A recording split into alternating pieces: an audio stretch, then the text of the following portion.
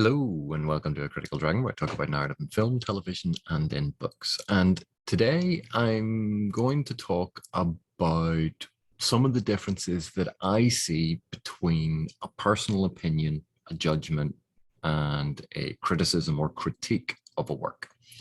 And I will admit from the very beginning, this is a personal pet peeve. These are my own personal views on this, that I'm not making a declaration that everyone has to follow what I do or what I think. But I think when it comes to online discourse, when it comes to discussing narrative, be it a book, a film, a TV show, online discourse, be it Twitter, Reddit, Goodreads, any sort of site like that, we sometimes lose sight of the fact that what we are putting up on the internet is publishing. It is publishing our thoughts on something. And it's not always conducive to discussion, debate, any of these sorts of things. And because social media has become so ubiquitous, we sometimes think of social media as a conversation, as an informal conversation. And we follow different rules, if you want to put it that way, with informal conversation with our friends than we would with public discourse, in which we generally think of public discourse as being more formal and we tend to be more considered. And what I mean by this is, if you're sitting with friends in someone's house, in a living room, or in a coffee shop, even, you're sitting in a public place like a coffee shop, but you're having a private conversation, we don't apply the same rigor to how we express ourselves. Firstly, we're talking to friends who know us. We're talking to people who know us probably quite intimately, know our likes and our dislikes, understand our sense of humor, understand our personalities. And that colors a lot of their perception of what we say. We can sometimes say absolutely outrageous things to our friends because they understand the greater context. We also have the fact that when we say something in conversation with someone, sitting, chatting face to face or over the phone, if they misunderstand it, or if our intention or our communication of that idea has not come across sufficiently clearly, there's an opportunity for them to ask a clarifying question. And so we say something and they go, really? That seems a little harsh. And you go, oh, well, what I meant was. And we follow up, we clarify, we change things.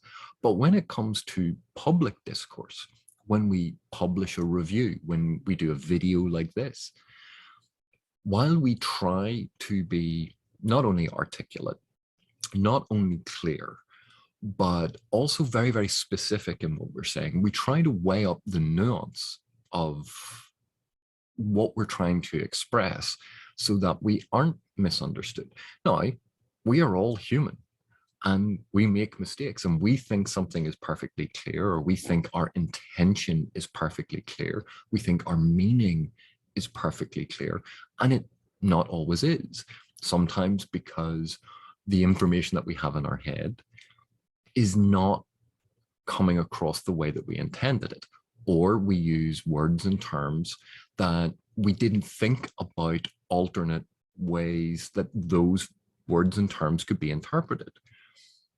And, that's why we have comment sections and people reply to our comments. Of course, another issue is sometimes when we say things, people don't give it the attention or consideration we think they're going to. They mishear what we say, or they misinterpret what we say. And, that happens when we read books. It happens when we watch films. We project onto it meaning and connotation and understanding that isn't necessarily there. And it happens to all of us. So this isn't an attack on anyone. And this isn't saying that you shouldn't do these things. But over the last while, I've noticed there are certain terms that crop up, particularly in fan discourse. And, it's on Twitter, it's on Reddit, it's on all of these different things. And people use these terms. And sometimes I think they are used thoughtlessly, or they are used in a way where someone doesn't realize they can be interpreted maybe differently to how they intended. I also think that some people use these terms very, very deliberately because of these very negative, very pejorative associations. But they use these terms because they think they are covered by a veneer of respectability, and therefore they can hide behind saying something that's actually pretty mean and pretty nasty while still pretending to be, oh no, but I wasn't being mean. And that's why these are three pet peeve terms that people use that I wanted to discuss. But part of it comes down, before I launch into this, and I am going to try and be as balanced as I can with this, because there are multiple sides to every discussion. But part of it comes down to a sort of a confusion and conflation of what opinion, judgment, declaration, assertion, commentary, criticism, and critique are. That someone says, oh, well, that's just my opinion and everyone's entitled to an opinion. But there's very different phrasing that you use when you try to reflect something that you understand as a personal opinion on something, as something that is individual to you, and you recognize that other people have different ways of approaching it. A critique or a judgment is an evaluation. And making statements of fact about something, making assertions about something, is not really taking that into consideration. Now, obviously, again, when we're discussing things informally, we are much more relaxed and there's much more of a give and take about this. But when we make formal pronouncements online, I think this adds to that feeling of a binary us and them camp. And I don't necessarily think that's the most conducive to the discussion of narrative. Now, I'm biased. This is what I like. I like discussing narrative. I like different perspectives. I like learning about these things. And that's not what everyone is doing with it. It's not what everyone wants to do with it. Everyone has their own intention, their own intended audience, their own reason for saying these things. And certainly having a rant, being very mean about something, expressing your anger and frustration, that can be incredibly cathartic. It can also be used to be controversial, to put something out there that's going to attract attention, that is, to use a slightly problematic term, but feeding red meat to a base, to encourage a certain following, to cater to that following, that you say sensationalist or hyperbolic things, we exaggerate things for effect. These are all, standard rhetorical techniques that we all deploy at various times. But when it comes to particularly fan discourse, where passions are high, I've always been of the opinion that you can care about something passionately. You can love it, you can hate it, like both ends of the spectrum. But when it comes to discussing it, insisting that you are allowed to say potentially problematic things or objectionable things, mean things, all of these stir up ill will and they shut down discussion. And discussion is, for me, one of the big ways that we can learn. So the three terms that I wanted to talk about were fan fiction, needs editing, and lazy writing. And one of the reasons why these things sort of bug me, and they are personal pet peeves, and when people use these terms quite often flippantly, facetiously, as an aside, they just throw them out there. They do make me annoyed. And I want to talk through the reason for it, because it's not that any of these terms are objectionable in and of themselves. It's how they are being used is what I have the problem with. It's the same as the discussion of tropes. It's not that the trope itself is problematic. Quite often, it's how the trope is being used is the thing that we object to. So let's start with probably the easiest one in this. Lazy writing, calling something lazy writing. One of the reasons why I dislike this particular term, especially when it is being used as a negative criticism of any sort of narrative, be it a book, a film, a TV show, any form of narrative, is that with the term lazy writing, it is non-specific. It is not giving any details about what is bad with the writing. It is sort of a broad generalization that something about the writing isn't good. But even more significantly, writing in and of itself cannot be lazy. This is not focused on the text. Although it appears to be talking about a criticism of a text, lazy writing is not a criticism of text. It's not a criticism of narrative.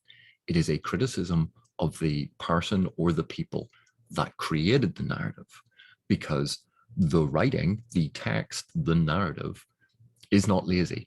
It is an object. The personification here, the inclusion of the concept of laziness, is only really being applied to the people that created it. And I'm sure people don't intend that. But when you say something is lazy writing, the idea that an author or a writer is sitting somewhere and they're just, I can't be bothered, I'll just throw anything down. That is implying that they are not professional. And that is an ad hominem attack. That is a direct criticism of author or writer. That is not a criticism of the narrative. And, you know, authors and writers are like anyone else, open to criticism. Like it's not that there's a sanctified form that you're not allowed to criticize authors and writers. But by phrasing it as lazy writing, I think it comes across as slightly disingenuous, because it's almost pretending to be about the actual narrative, but actually it's a way to get a dig in at an author or a writer with the apparent respectability of, oh no, but I wasn't talking about them, I was just talking about the text. And I think that is slightly disingenuous. And people maybe don't intend that connotation, but that connotation is inherent in the construction of the term. Now, in terms of the actual value of that term as a way of describing something, it is in essence critically void. There is no critical content. There's no value really to that term in and of itself without significant follow-up. If we describe something as lazy writing, and we're not intending a criticism of the author or writer, then what we're talking about is an aspect of the writing that we think has not been done well. But that is going to be heavily dependent on the actual narrative that we're discussing, what the problem was that arose that inspired this comment. But if you say lazy writing, it's a vague, hand-wavy, generalized term that doesn't actually mean anything unless you specify it. And if we tweak this and we go, oh, that narrative A is just lazy writing, full stop. A, we've added nothing to the conversation because we have made an assertion about a text, we have made a negative criticism about a text, but we've provided no evidence. It's just an assertion. But it's not an opinion. It's not a personal opinion and preference. It's being put out there as a statement of fact. This text has lazy writing. This is lazy. This is full of narrative contrivance. And as soon as you add in narrative contrivance, you're actually being far more specific than saying lazy writing. But if someone just says lazy writing in whatever form, full stop, where is the criticism? Where is the detail? And you go, oh, but it was just a tweet.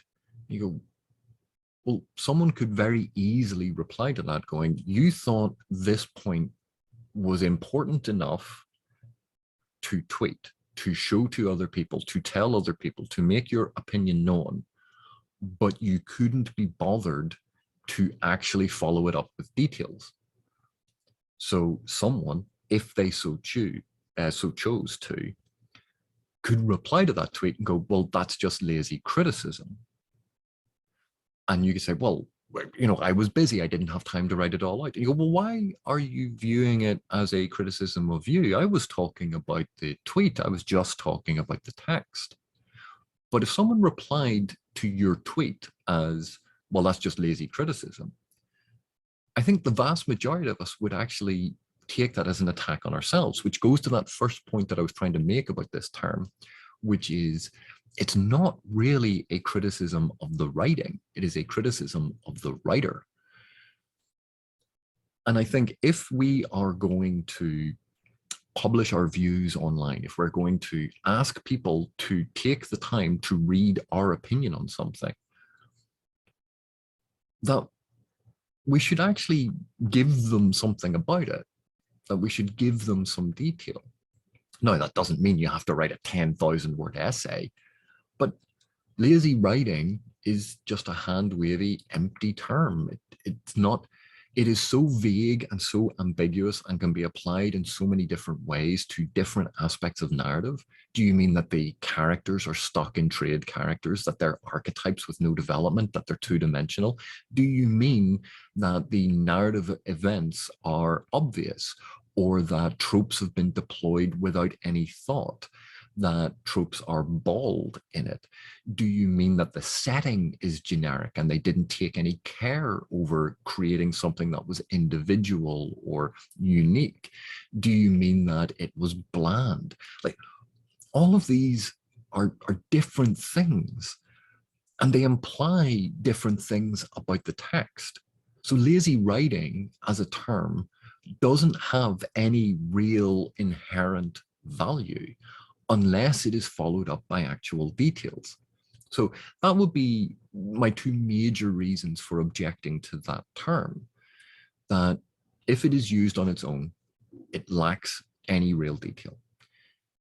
But also the second point, which is it's more a criticism of the writer masquerading as a criticism of the writing. And I feel that that sometimes is slightly disingenuous and it's arguing in bad faith. So that would be the issue I have with the concept of lazy writing as a critical term thrown out there. I don't think it's particularly useful nor conducive to discussion, nor particularly revelatory about what you're talking about. The next one I want to talk about is this work needed editing. And obviously from a personal perspective, as someone who edits, I love the fact that editing is apparently so important. You know, recognition that editing can aid and help the work is great. The problem I have with this term, again, like the term lazy writing, is it is incredibly vague. There are lots of different types of editing. There are different levels and applications of editing. And so when you say it needed editing, unless that is followed up with details, with examples, with further explanation, the term in and of itself is empty and vacuous and without critical merit. So that is one aspect of why I dislike people using that term. A second aspect is if you said some work needed editing.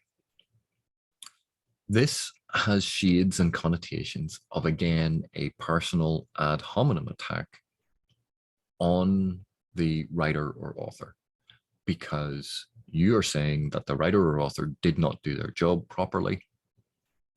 And also, if an editor had been employed, you're also criticizing that editor for not doing their job right. So there are very strong shades and connotations in the expression, oh, it just needed some editing, that is rather dismissive of the professionals who produce the narrative. Again, that this is pretending to be focused on, oh, this is just an evaluation of the text, but actually it's a criticism of the people involved. It goes with that sort of lazy writing. This was lazy and needed more editing. They needed to do more work. They couldn't be bothered to do the work. And again, I don't feel that criticizing authors and writers in this way is conducive to helping other people understand something about the text, is conducive to understanding narrative and how it functions, is conducive to getting across what is good or bad about that writing. That needs editing is, again, this very bland phrase that can mean so many different things that unless it is followed up by additional detail, it just comes across as quite a snide remark criticizing the authors and editors actually involved in the work.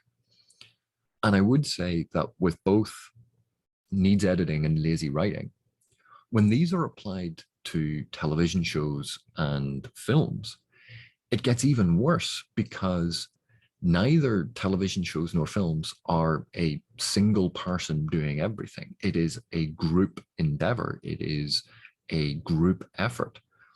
And these terms imply that no one involved was actually a professional, that these people just turned up, they handed in something substandard. None of the actors objected to be handed, badly written lines, and the costume designers, well, none of them objected to the direction that they were given in the writing.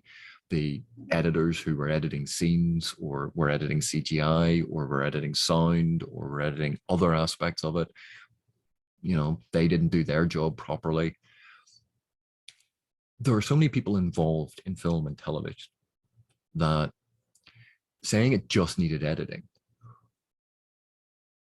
kind of suggests that the person who makes a comment like that doesn't actually understand the complexity of what goes on in the construction of filmic and auditory narratives. And the idea that lazy writing, that, oh, if the writing had been better, the entirety of the TV show or film would have been better. Again, film and television have so many different moving parts. There are practical considerations with filming and casting. There are budgetary considerations. There's the relationships with directives from the studio and production company that we may or may not know about. There are different motivations happening on set, interpersonal relationships. There are so many different factors that go into it, that saying something needs editing or is lazy writing about film and television feels even more like lazy criticism. It's just a negative comment, empty of critical value, that is criticizing people rather than the text. And I don't think it's conducive. But the last one I want to talk about is the use of the term fan fiction. And especially, again, in this context of saying about an adaptation, be it film, television, or whatever form of adaptation. It could be a reboot. It could be a franchise novel set in the world. On the one hand, the interpretation of the term fan fiction could be, I am so glad that the writer involved in this project is a fan, because this fiction that they have created has been created by a fan and it has been lovingly rendered. I will pretty much, be happy to bet that the vast majority of times that people refer to an adaptation as fan fiction, they don't mean that. Even if occasionally they claim, oh, but that's what I meant.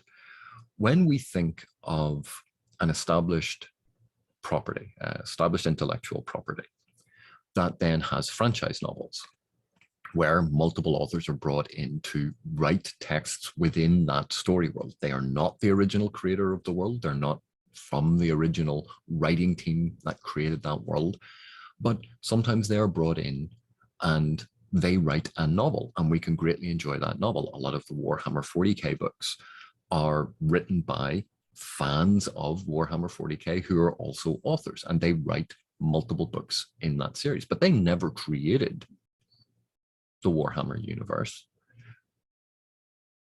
It's entirely writing in someone else's sandbox. Doctor Who, Torchwood, all of these are spin-offs and developments we see in these novels that are written by other authors. We have independent or traditionally published authors. But ultimately, when someone is sitting down to write a story and it gets published in whatever form, they are not amateurs. They are published authors. And while I don't think everyone needs to worship authors and authors are above reproach, I think it generally behooves us to be respectful about actual people. Because again, when we refer to something as fan fiction, it's not necessarily a criticism of the text, even though it has all the appearance. Oh, I was just talking about the text.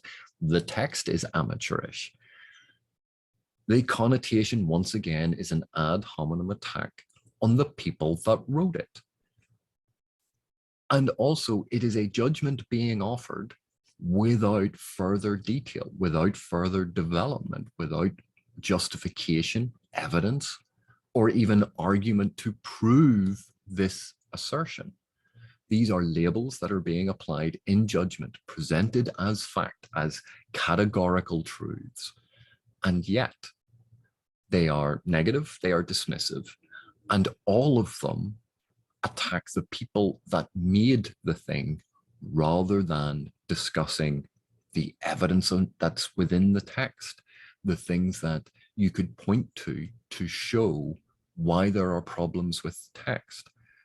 So I think, again, it falls into this category of a personal attack on people rather than a criticism of text.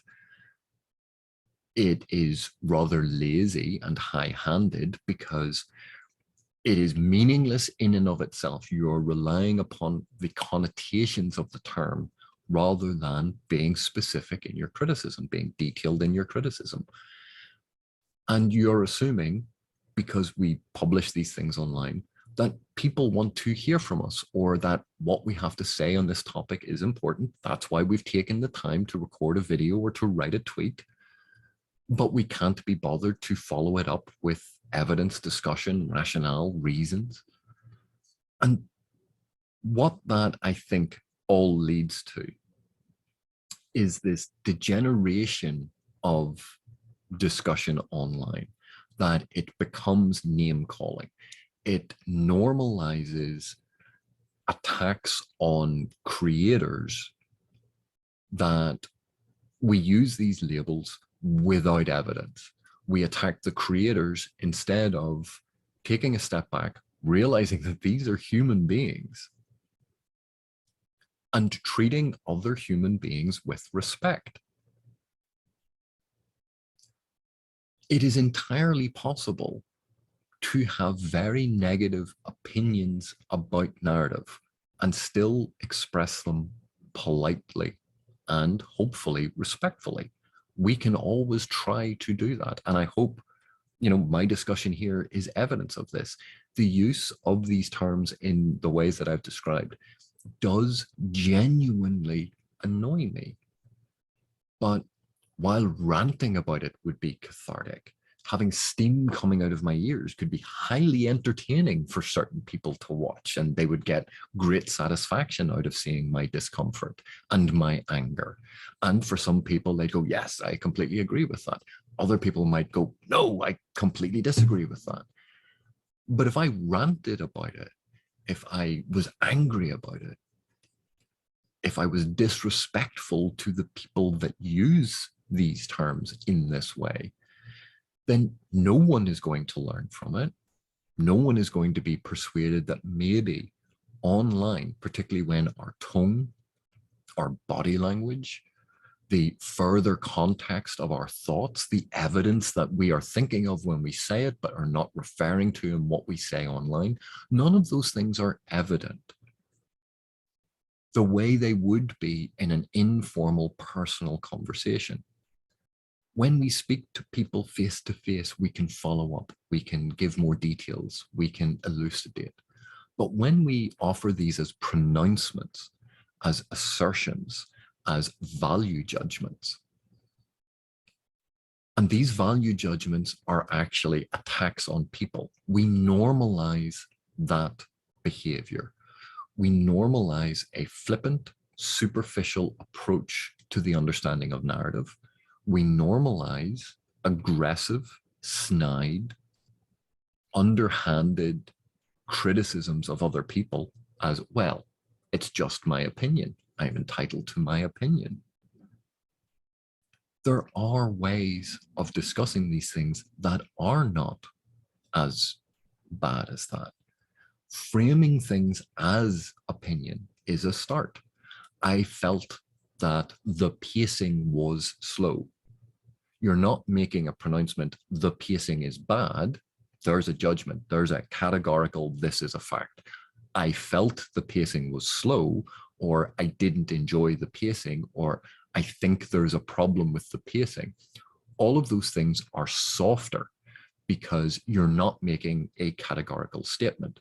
But at the same time, you're actually being specific about the aspect of the work that you're talking about. If you said, this feels like fan fiction to me, that is softer than this is fan fiction. I just think of this as fan fiction. Well, that, again, that is softer than this is fan fiction. It still doesn't get around the problem of being an ad hominem attack, and it still doesn't deal with any of the aspects of actually providing any evidence for this, but at least it's been phrased as a personal opinion rather than a categorical statement. But these are the reasons why when people say, oh, well, everything is subjective, everything is just opinion, this conflation of offering opinion as fact is dangerous. Because while this entire video has been about, something, let's face it, that is relatively benign, the enjoyment of narrative, a pastime, a hobby, the enjoyment of consuming a narrative product.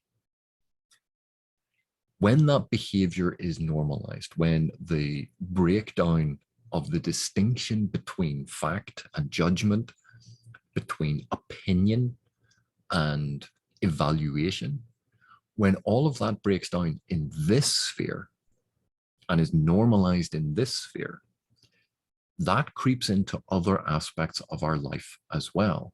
Our consideration of the news, our consideration of politics, our consideration of medical issues, our consideration of law.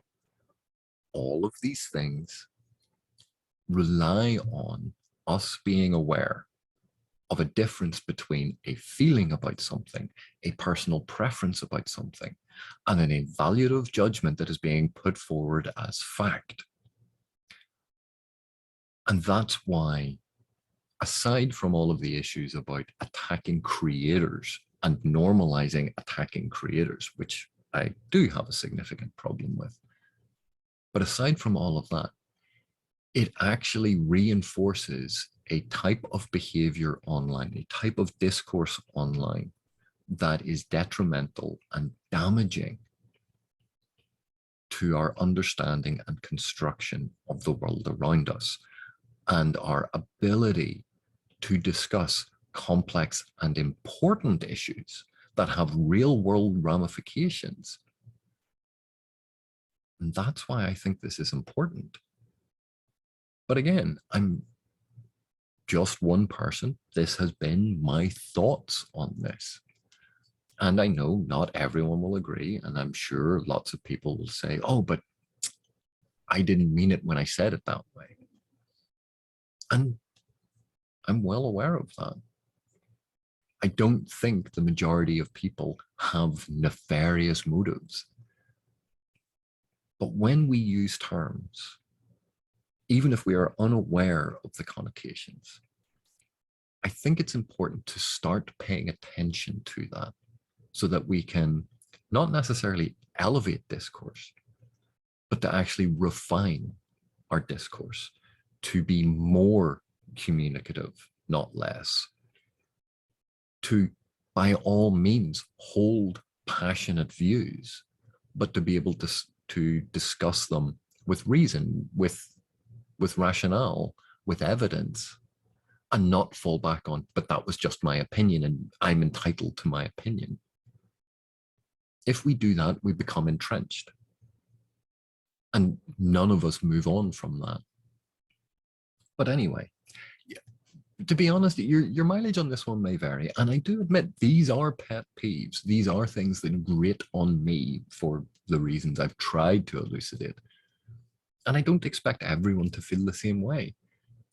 But those were my thoughts on the matter. So thank you very much for watching. Thank you for your continued support. And I'll see you in the next one.